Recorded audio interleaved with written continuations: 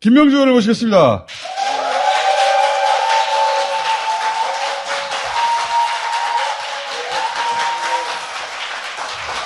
우선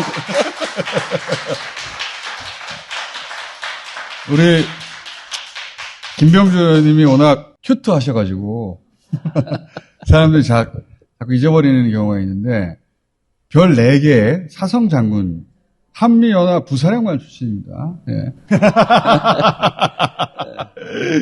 말이 굉장히 많은 장군 출신이에요. 처음 여기 나오셨을 때부터 엄청 말이 많으셨지. 자, 근데 이제 의원님이 허락할 시간대가 왔어요. 전공분야가 나왔어요. 우선 33만 발의 비밀을 푸셨잖아. 그것부터 얘기할게요. 155mm 포탄 폴란드를 가네 만에 도청문건에 나온 내용. 나는 처음부터 도청문건에 155mm 33만 발 거기 나왔을 때부터 이거는 틀림없이 모수가 있고 더하기 빼기 한 것이다. 30만 발, 20만 발 이렇게 말하지 33만 발만 줘. 이상하잖아. 그런데 그 더하기 빼기를 우리 의원님이 딱 맞춰주셨으니까 의원님 박수 한번 받고 이제 본론 들어가죠. 네. 그래요. 50만 발 대여 동아 단독으로. 그리고 수십만 발 폴란드와 계약 SBS 단독이고 10만 발 공급 이건 벌써 작년부터 나온 얘기예요. 정부도 인정한 거예요. 자 그러면 50만 발에서 10만 발 빼. 40만 발 남죠? 40만 발에서 33만 발 빼. 7만 발 남잖아. 7만 발이 어디 있지? 이걸 찾으면 되는 거야. 거꾸로. 155mm는 K9 자주포에 들어가는 건데 이 자주포를 폴란드로 수출했기 때문에 이 155mm를 폴란드로 보낸다 만다 하는 거예요. 근데 K9 자주포를 수출하면서 포하고 패키지로 포에 늘 포탄이 있어야 될 거 아니야. 패키지 계약을 했는데 그게 5만 발 플러스 알파. 여기 한 7만 발 정도 되었던 거야. 그래서 50만 발 빼기 10만 발 빼기 7만 발 하면 33. 박수! 네. 잘하셨어요. 그리고 또 한 가지. 미스테리가 왜 대여야? 대여를 내 포탄을? 응? 렌트카도 아니고 무슨 대여를 하냐고 의원님한테 물어봤죠. 그것은 우리가 비축하고 있던 탄에서 빼낸 거기 때문에 우리 군이 보유하고 있던 거를 우리 군이 장사꾼도 아닌데 포탄을 어떻게 파냐. 그러니 대여라는 형식을 취할 수밖에 없었을 것이다. 딩동댕 박수. 미국에서 도청 이런 게 불거지면서 비밀이 누출이 됐잖아요. 거기에 33만 발을 폴란드로 가는 계획이 차트로 있어서 저도 이 33만 발이 왜 나왔을까? 그러니까 왜 33이야? 32도 그 고민을 해서 계속 추적했는데 우리 총수님께서도 계속 추적을 했더라고요. 그러니까요. 이거는 이상한 숫자예요. 이유가 있는 거죠. 이 숫자에는. 네, 반드시. 그렇죠. 네. 근데 윤 대통령이 로이터하고 인터뷰하면서 전쟁 범죄가 벌어지고 하면은 어떻게 인도적 지원을 할 수 있냐. 이 말은 네. 살상무기 주겠다는 거잖아. 의원님. 그렇죠. 여기서 이거는 어마무시하게 우리 대한민국을 위기에 빠뜨리는 겁니다. 우크라이나에 우리 포탄이나 K9 자주포가 만약에 투입이 되면은 어떻게 되겠어요? 러시아와 적대국이 됩니다, 바로. 그렇죠. 예, 북한의 핵미사일에 대응하기도 진짜 바쁘잖아요? 근데 적대국이 하나 더 강대국이 생겨. 안보 위기, 경제 위기가 옵니다. 당장 거기 있는 교민들, 우리 많은 한국 사람들 살고 계시잖아요? 그분들 당장 위험해지고, 외교적으로 안보도 위험해지죠. 적대국이 하나 더 생기니까. 경제적으로는 어떻겠습니까? 지금 거기에 160개 기업이 가 있어요. 삼성전자, LG전자, 현대차 다 경제적인 제재를 받든가 쫓겨나든가 하게 되겠죠. 푸틴이 얘기했거든요. 네. 무기 직접 공급하면 관계는 파탄 난다고. 50여만 발이 감이 안 오실 거예요. 지금 이것은 우리 안보에도 큰 공백이 생깁니다. 155mm는 전시 비축량이 우리도 부족해요. 한 50여만 발이 가고 있고 이것이 사실이라면은 국방부에서는 정확한 팩트는 얘기를 안 해주고 있으니까 지금 그렇게 되면은 우리 155mm 운용하는데 엄청난 공백이 오는 겁니다. 포탄이 없으면은 포만 있으면 어떡하겠어요?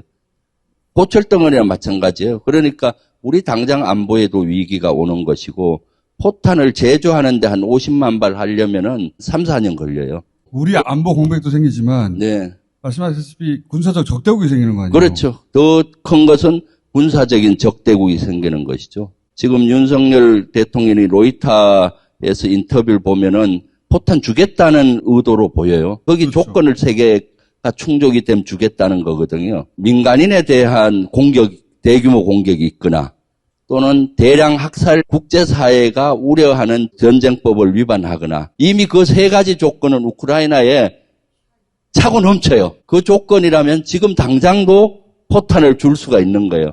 그래서 이것은 아마 물밑에서 미국하고 이미 밀약을 하고 지금 흘리는 거 아닌가. 한미 정상회담을 앞두고 이렇게 흘리는 것도 아닌가 그러니까요. 보여져서 더 우려가 되죠. 근데 만약에 정말로 이 포탄이 우크라이나에 넘어가면 참전하는 거예요, 이게. 강의적으로는 참전한다고 봐야 되겠죠.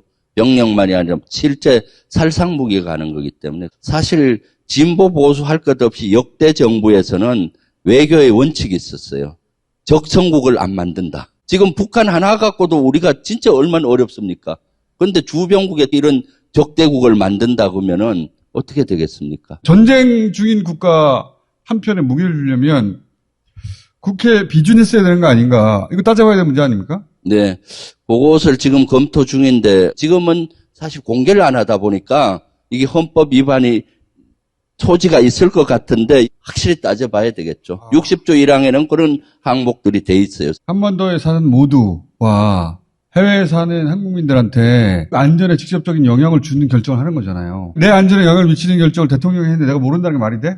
우리가 어떤 전쟁에 참여했다는 걸 우리가 모른 채 말이 안 되는 거잖아요. 그럼요. 이것은 우리 국민들 모두의 안전, 국가의 안위와 직결되는 문제이기 때문에 사실은 국민적인 공감대나 이해를 구하고 해야 되는 건데 지금은 일체 함구를 하고 있어요. 제가 탄약 이렇게 이동하는 거에 대해서 국방부로부터 보고를 계속 받고 모니터링을 하는데 3월 초에 받을 때는 10만 발 간 거는 확실히 보고를 하더라고요. 그때까지는 정상적으로 요구가 됐었는데 아마 급하게 이번에 그 한미 정상회담을 앞두고 결정이 된 것 같아요. 그래. 엊그저께 국방부의 관계관들을 오라고 해서 보고를 받아보니까 일체 얘기를 안 해요. 이것은 위에서 아주 강한 함구령이 내려져서 얘기해 줄 수가 없습니다. 이해해 주십시오. 그것만 반복하는 거예요. 그렇지만은 국방부 대변인의 말 속에는 인정하는 말이 있어요. 뭔가 하면 대비태세에는 문제가 없다. 대비태세를 언급하는 것 자체가 저는 인정을 하고 있구나라는 걸 보이고 사실 국방부 관계관들로부터 전화나 보고를 받아보면 느낌 알잖아요. 33만 발 이거 어디로 가고 어디로 가는 거 맞느냐. 7만 발 이거 그거 아니냐. 10만 발 일일이 따졌을 때 부인을 안 했어요.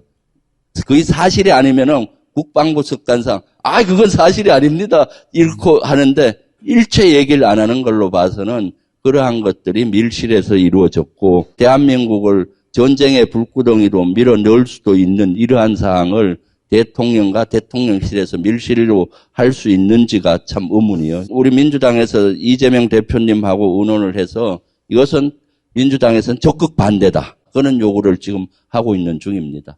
전 국민의 운명과 다 연결된 거거든요? 이렇게 결정하면 안 되지. 네, 미국에서 비밀이 유출이 안 됐으면은 아마 깜깜이가 되고 몰랐을 겁니다. 비밀이 유출이 되면서 그 33만 발 차트도 나오고 조 바이든 대통령이 윤석열 대통령한테 전화해서 우크라이나 지원하라고 하면 어떡하지? 그럼 우리가 정책을 바꿔야 되는데 뭐 이런 토의를 해요. 그 내용 그대로 지금 그대로 다 전개되고 있어요. 맞았고 거기에 제일 관심을 가진 데가 어디냐?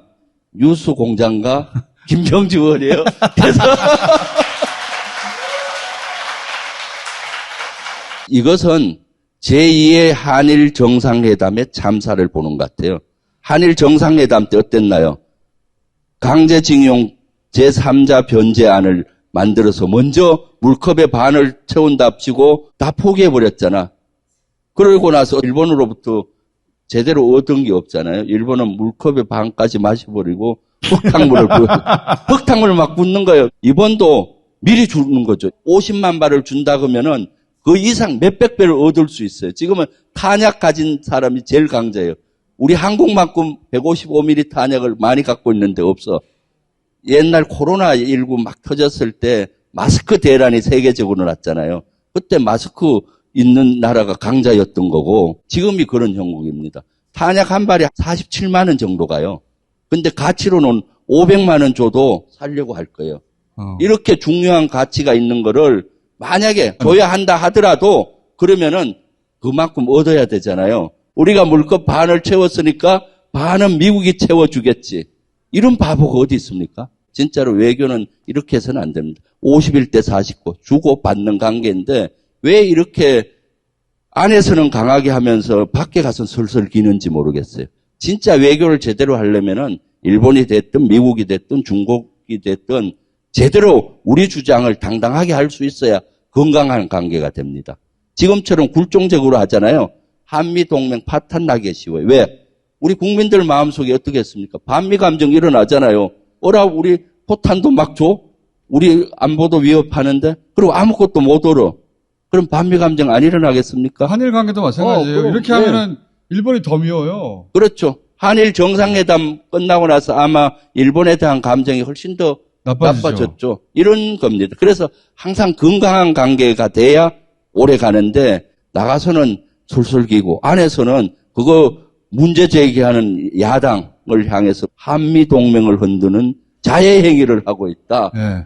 뭐 이렇게 해서 공격을 하고 있는 거죠. 말 좀 그만하지 이제. 제가 봤을 때 마지막 한마디 하면은 윤석열 정부 들어서 외교 참사, 안보 참사를 계속 이어가는데 이번에 우크라이나의 탄약 지원은 거기 확정된다면 그것이 가장 큰 참사예요. 근데 이거는 바로 직접적인 영향이 오고 이 파장은 엄청나요. 우리 미래의 안위까지도 이것은 직결되는 아주 중차대한 거기 때문에 우리 다 알아야 돼요. 그래서 제가 얘기를 좀 더 많이